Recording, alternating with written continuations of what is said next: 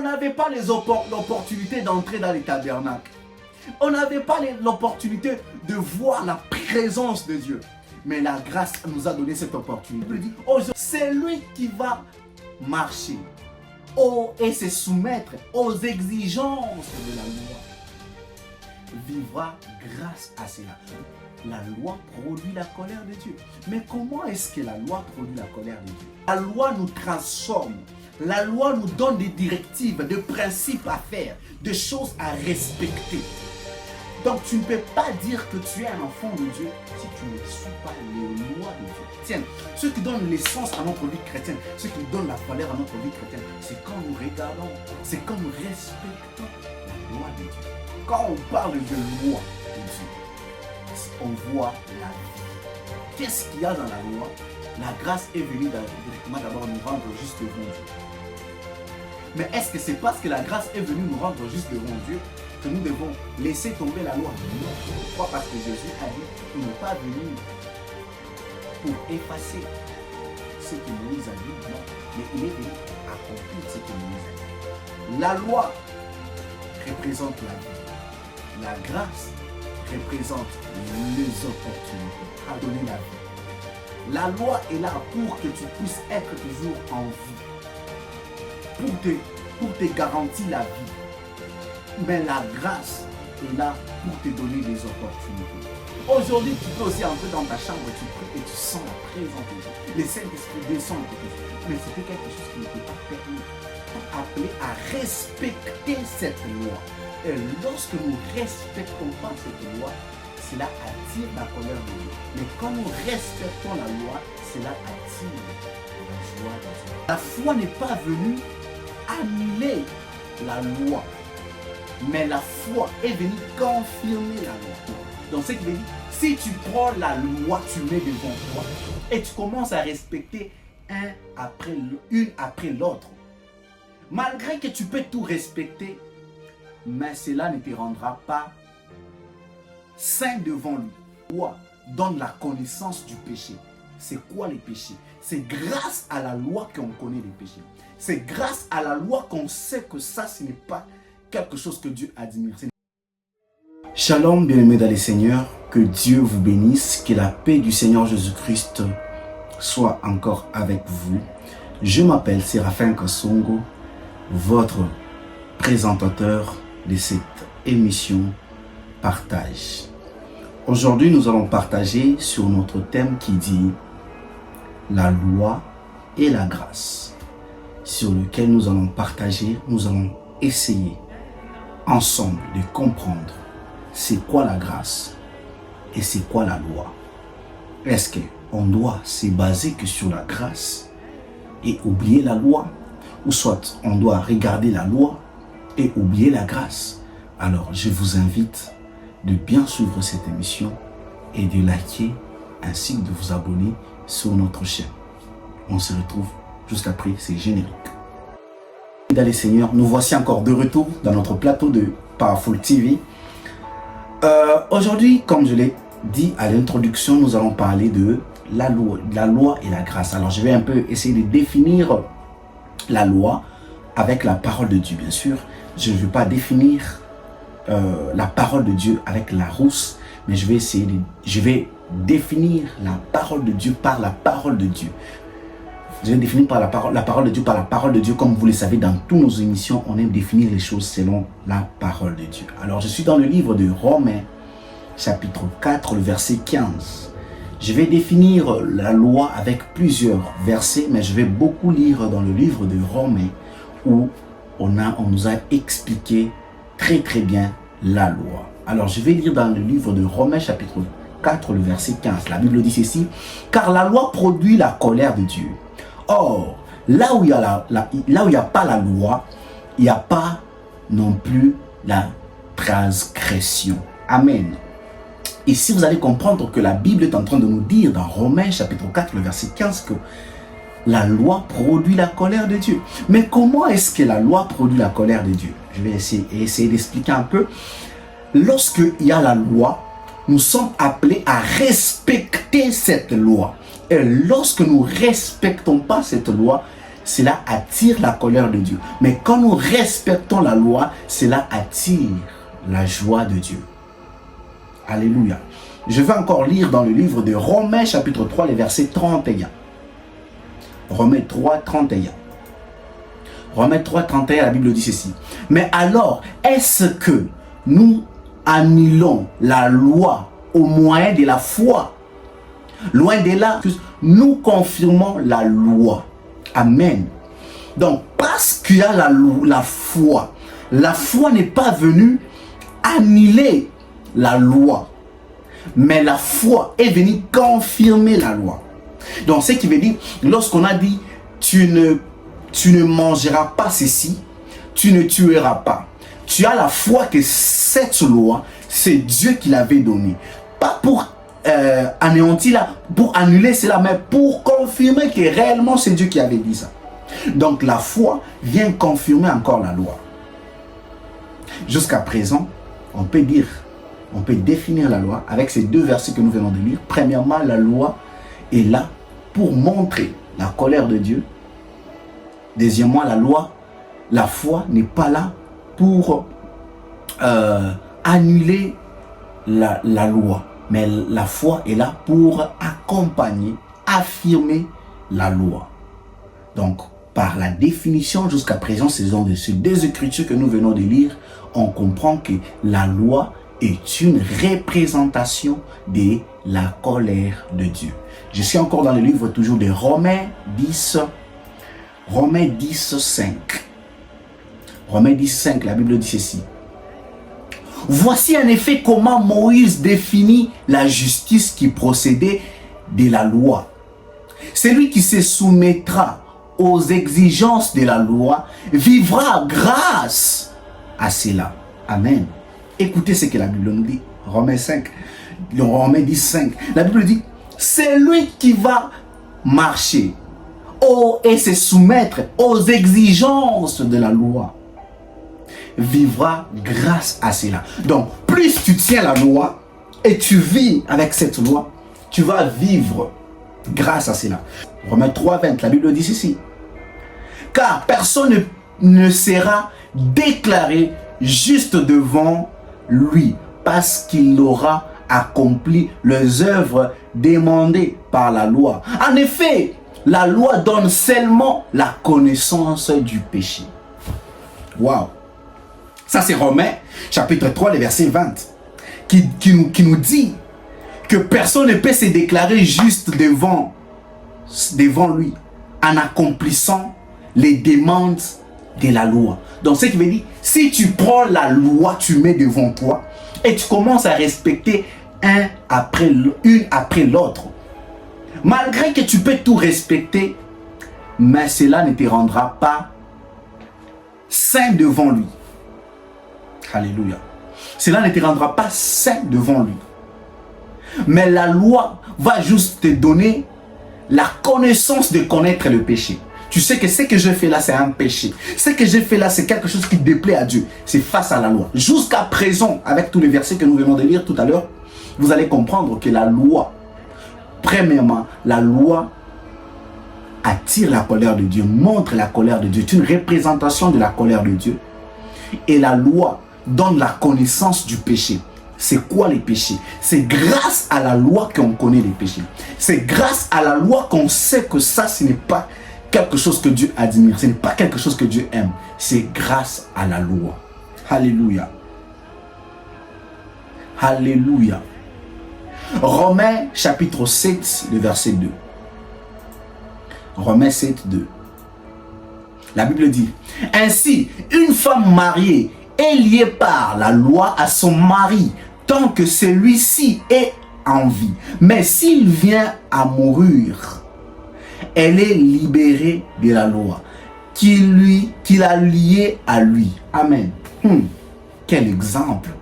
Ici, vous allez comprendre, vous allez écouter avec moi que Romains, chapitre 7, le verset 2, la Bible est en train de nous dire que si une femme mariée, elle est attachée à son mari, pas par d'autres choses, mais par la loi.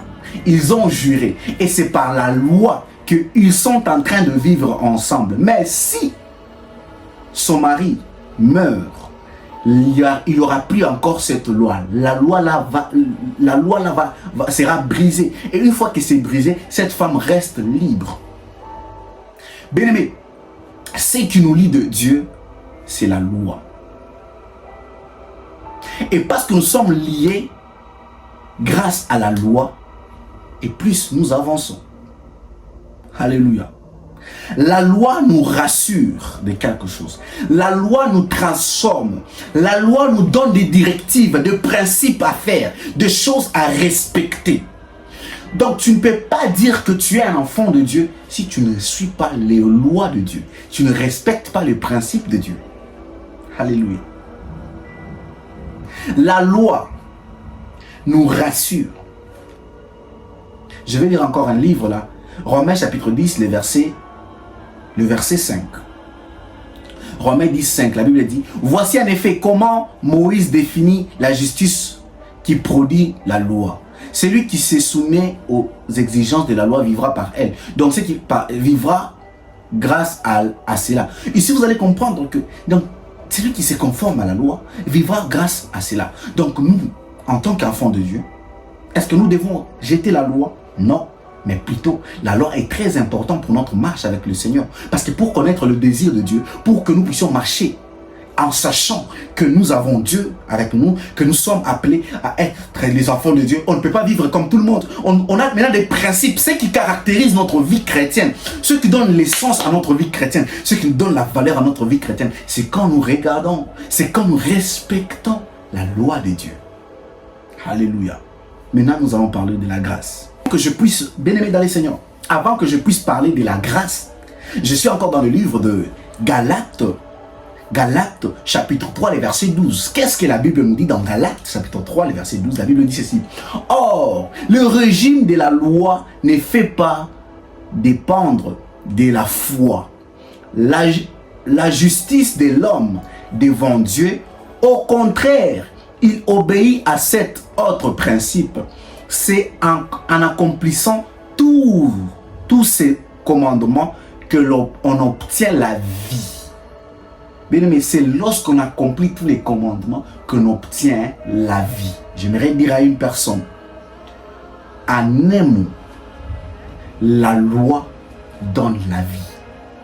En un mot, quand on parle de loi de Dieu, on voit la vie. C'est pourquoi vous allez comprendre que lorsque les enfants d'Israël dans le désert, ils n'ont pas obéi à la loi que Dieu avait donnée de ne plus adorer d'autres dieux, de ne plus adorer des images taillées. Et lorsque ces enfants d'Israël ont pu adorer des statues, Dieu les a tués. Pourquoi il les a tués? Parce que les peuples ont agi, ont fait des choses qui étaient contre à la loi. Quand tu respectes la loi, tu as la vie. Mais quand tu ne respectes pas la loi, tu vas mourir. C'est pourquoi la Bible dit, le péché amène la mort. C'est l'âme qui pêche qui mourra. Pourquoi? Parce que l'âme qui pêche, autrement dit, ça veut dire, celui qui pêche, c'est celui qui marche hors la loi. Celui qui ne respecte pas la loi. C'est pourquoi les péchés mènent à la mort. Alors nous allons maintenant parler de la grâce. Et bien aimés dans les Seigneurs, parlons maintenant de la grâce. Waouh! Parlons maintenant de la grâce. De la grâce. Je suis encore dans le livre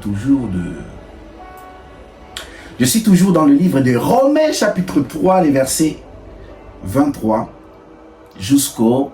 je vais laisser jusqu'au 30. Je vais lire la parole de Dieu. Romains chapitre 3, les versets 23. La Bible dit ceci. Tous sont péchés, en effet, sont privés de la glorieuse présence de Dieu. 24. Et ils sont déclarés justes par sa grâce. C'est un don que Dieu leur fait par les moyens de la délivrance apportée par Jésus-Christ. 25. C'est lui que Dieu a offert comme une victime destinée à expier le péché.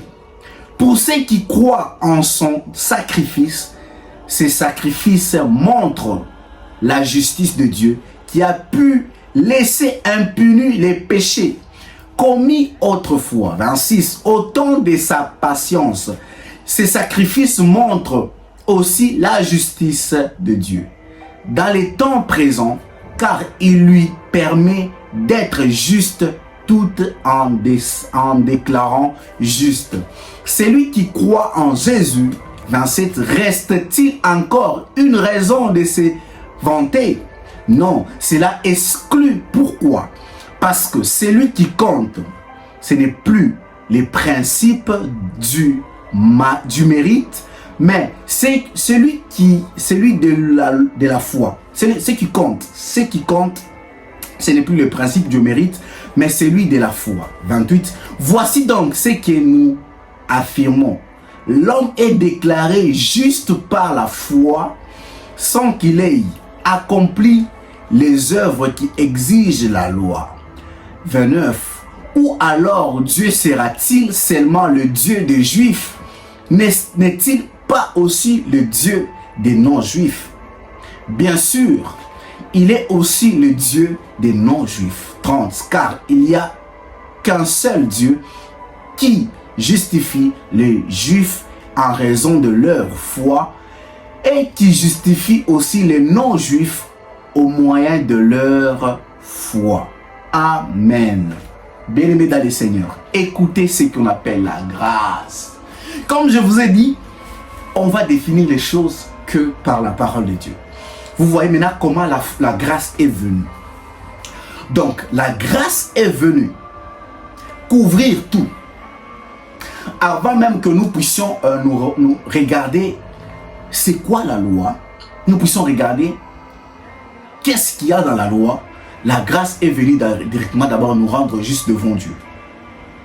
Mais est-ce que c'est parce que la grâce est venue nous rendre juste devant Dieu que nous devons laisser tomber la loi? Non. Pourquoi? Parce que Jésus a dit, il n'est pas venu pour effacer ce que Moïse a dit, non. Mais il est venu pour accomplir ce que Moïse a dit.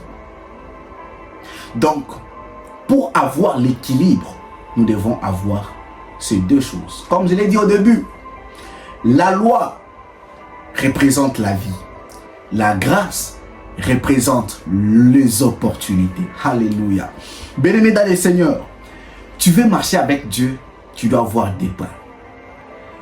La loi est là pour te donner la vie. La loi est là pour que tu puisses être toujours en vie. Pour te garantir la vie. Mais la grâce est là pour te donner des opportunités. La grâce est là pour te donner les opportunités. On n'avait pas l'opportunité d'entrer dans les tabernacles. On n'avait pas l'opportunité de voir la présence de Dieu. Mais la grâce nous a donné cette opportunité. Aujourd'hui, tu peux aussi entrer dans ta chambre, tu pries et tu sens la présence de Dieu. Le Saint-Esprit descend et te touche. Mais c'était quelque chose qui n'était pas permis. Mais la grâce nous a donné des accès. La grâce nous a donné l'accès de parler aussi en langue, de prophétiser, de voir des choses, de parler de Jésus. Mais la loi nous interdisait cela. Il n'y avait que les sacrificateurs qui pouvaient faire cela. Pourquoi? Parce que la loi nous interdisait, ne nous permet pas de faire ces choses. Mais aujourd'hui, par la grâce de Dieu, Dieu nous a fait grâce. Et la grâce est venue avec Jésus. Et aujourd'hui, nous tous, on peut sentir la présence de Dieu. On peut parler de la part de Dieu. J'aimerais dire à une personne que la grâce est là comme une opportunité pour que tu puisses faire des exploits avec Dieu, pour que tu puisses expérimenter la puissance de Dieu. Mais la loi, n'oublie pas la loi, parce que tu vis grâce à la loi. Lorsque tu respectes les principes de Dieu, cela te donne la vie. Et lorsque tu as Dieu, il y a la grâce qui est au-dessus de toi. Il y a la grâce qui t'accompagne dans tout ce que tu es en train de faire. Et parce que tu as la grâce, tu as les privilèges. Tu as la paix et le privilège de faire des exploits avec Dieu.